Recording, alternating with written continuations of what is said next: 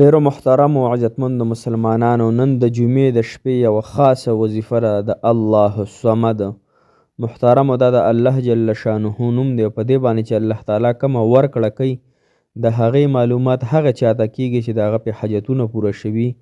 چونکې دا وظیفه زه پخپله هم کوم الحمدلله، نو الله تعالی پې ماله هم ډېر عرصه راکړي دي او ډېر څه پې راکوي چې کله هم ما دا وظیفه کړې ده نو الحمدلله ثم الحمدلله الله جل شانه نه چې مې څه غوښتلي دي الله جل شانه پې راته رانصیب کړي دي.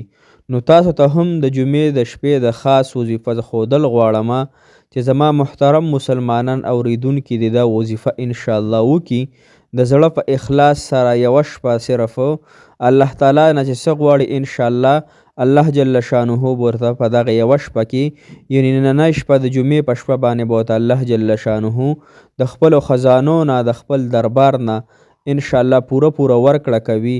محترمو، دا ویډیو را سره وظیفه را سره پوره واورئ. الله جل شانه مو خوشحاله و باد ساته. السلام علیکم ورحمت الله وبرکاته. ډیرو محترمو مسلمانانو، عزتمندو، په دین مینو، تاسو به روغ جوړ یئ، په صحت کې به یې الله تعالی مو خوشحاله و باد ساته.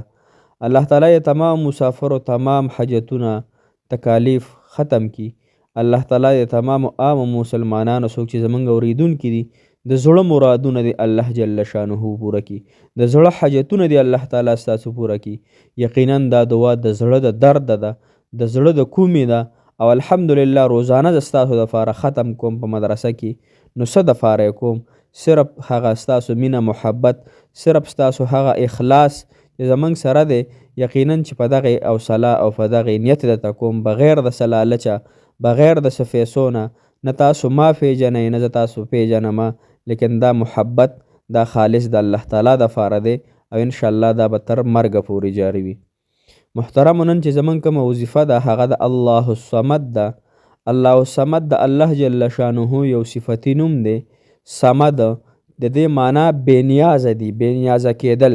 الله تعالی چې وغواړي چاته دومره ورکړي چې هغه سنبالولو چلو ته نه ورځي. الله تعالی چاله دومره ورکړي چې د هغه صرف د ضرورتو دپاره کېږي. څوک وایي څه پې وکړو، څوک وایي چېرته نه پیدا کړو. محترمو، نو راځئ د دې وظیفې ورد تاسو شروع کړئ. په دې نننۍ شپه کې به تاسو الله جل شانه درکړي هغه چې ستاسو په زړه باندې وي، ستاسو په دماغو باندې بوج ساس کړی، ستاسو حاجتونه نه پوره کیږي. محترمو، راځئ. خو لومبنۍ خبره د لحاظ قابله دا ده محترمو چې تاسو به دوه کارونه پرېږدوئ. یو خو ټول ګناهونه پرېږدئ خاص د الله تعالی د رضا دپاره. هر هغه ګناه پرېږدوئ چې تاسو په تنهایۍ کې کوئ، په بړستن کې یې کوئ، په کمرې کې دننه کوئ چې موږ څوک نه ویني، کله د بچي نه پټه، کله د خاوند نه پټه، کله د رور نه پټه. محترمو، الله تعالی مو تاسو ویني او د الله تعالی یو عجیبه مخلوق مو تاسو سره دی چې هغې ته کرام کاتبین وي. هغه فرشتې دي چې لیکونکي دي، یعلمون ما تفعلون. موږ چې څه کوو هغه فرشتې لیکي. نو محترمو، هر هغه ګناه پرېږدئ کومه چې د تنهایۍ سره تعلق ساتي او د الله تعالی د خفګان سبب ګرځي. دویم نمبر دا چې تاسو 15 وخته مونځ شروع کړئ محترمو، او دا مونځ په صحیح طریقې سره شروع کړئ، ځکه چې نن ډېر مسلمانان د ګناهونو د وجې نه او د مونځ نه کولو د وجې نه په قسمه قسم آفتونو مصیبتونو کې مبتلا شوي دي. نو دا خبره تاسو په ذهن کې ځان سره هغه واچوئ. اوس چې کومه وظیفه ده محترمو، هغه به د ماسخوتن د مونځ نه پس کوئ، یعنې د جمعې په شپه باندې ده. که د تهجدو په ټایم کې دا وظیفه تاسو وکړه نو نور العلی نور به وي، یعنې ډېره به زیاته بهتره وي که د جمعې په شپه باندې د تهجدو په ټایم کې وکړه. تهجدو ټایم تاسو ته معلوم دی که سترګې پټې شولې اوده شوئ نو بیا هر ټایم راپاڅېدلی د بانګون نه مخکې نو دا وظیفه به تاسو شروع کړئ انشاءالله. فرض که د جمعې په تهجدو په ټایم کې نه شئ کولی محترمو، بیا د ماسخوتن د مانځه نه پس وکئ. طریقه کار یې دا دی چې لومبی خو به 2 رکعته صلات حاجت مونځ وکړي، ښه کاملې طریقې سره به 2 رکعته صلات حاجت مونځ وکړي. لومبي رکعت کې به قل هو الله احد صورت 11 پیرې وي په لومبي رکعت کې. په دویم رکعت کې به قل هو الله احد صورت چې دی دا 10 وارې وي. دا تا پوره کو دا 2 رکعته صلات حاجت مونځ. د دې نه پس په دغه خپل ځای باندې کښېنې او د الله جل شانه چې تعالی کوم حمد او ثنا درځي هغه بیان کړي. حمد او د ثنا څه ته وایي؟ ای د مالکه، د اسمانونو مالکه، ای د عرش او فرش مالکه الله. الله ستا در لوی دی، الله ستا ذات لوی دی، الله ستا صفات غټ دي، الله ستا سره څوک مقابله نشي کولی. دغه رنګې د الله تعالی یو څو صفات په بیان کوي. د هغې نه پس په 21 کرته درود ابراهیمي ووایي، کوم چې موږ په مانځه کې وایي اللهم صل علی محمد وعلی ال محمد تر آخره. اخره پورې به 21 کرته د درود ابراهیمي ووایي.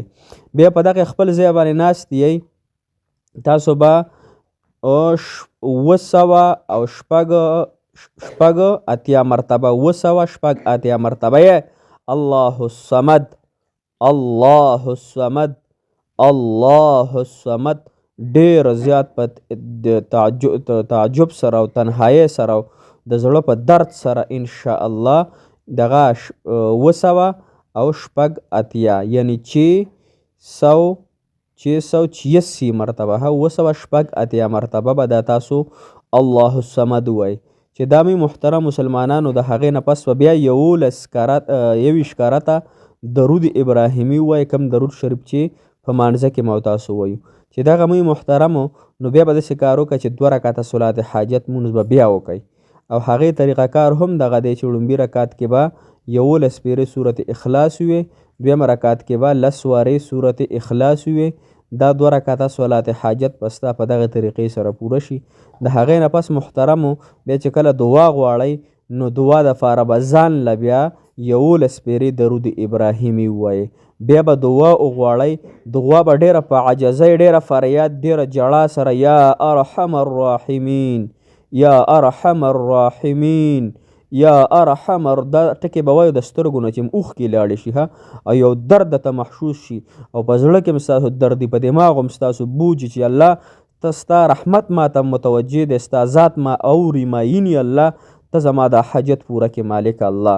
الله نور مې وس نشته د دې تکلیف اوچتولو، الله نور مې د دې قرض اوچتولو تکلیف نشته دی، الله نور مې مالک الله د خاوند سره د جنګ جګړو هغه طاقت ختم شوی، الله د بچو د نافرمانۍ طاقت مې ختم شوی دی، الله زما د خاوند نه محبت مسله ده، د کور هر څه مسله چې هغه به الله تعالی ته وړاندې کړي او دغه رنګ یا ارحم الراحمین ټکی به وسوي. یو پیره دعا غواړه الله دا حاجت مې پوره کړي، یا ارحم الراحمین ذاته الله الصمد ذاته یا کریم رحیم ذاته په ما رحم وکړي، ما چاته مه رسوا کړي الله.